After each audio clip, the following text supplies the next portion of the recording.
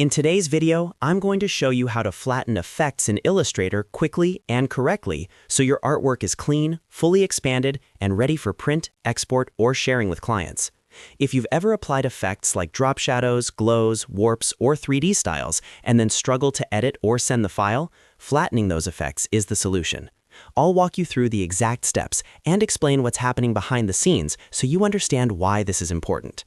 And if this tutorial helps you out, make sure to like this video and subscribe to the channel for more easy Illustrator guides. Let's jump right in.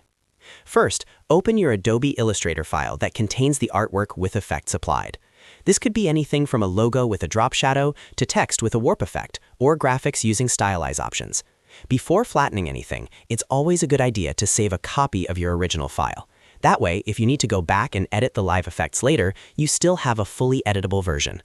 Once you're ready, select the artwork that contains the effects. You can do this using the selection tool by clicking directly on the object, or you can drag your cursor over multiple objects if you want to flatten several items at once.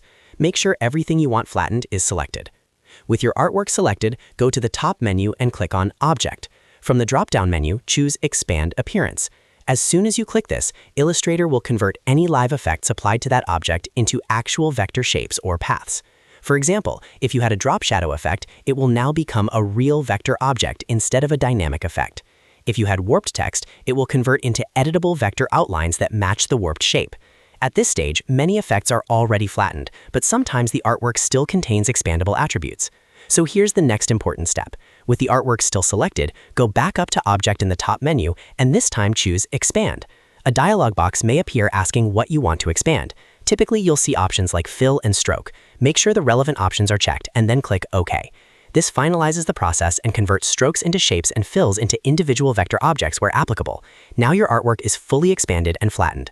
To confirm everything worked, you can open the Layers panel and expand the layer to see the individual paths that were created. You'll notice that what was once a single object with effects may now be grouped shapes or multiple vector paths. That's completely normal.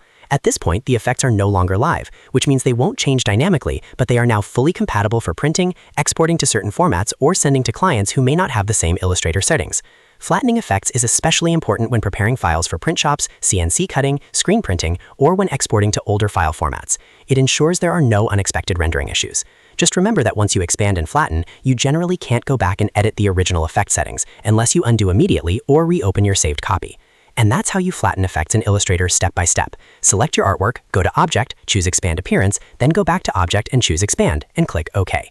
Simple but extremely important for professional workflows. If you found this tutorial helpful, make sure to like the video and subscribe to the channel for more Illustrator tips and step-by-step guides. Thanks for watching, and I'll see you in the next video.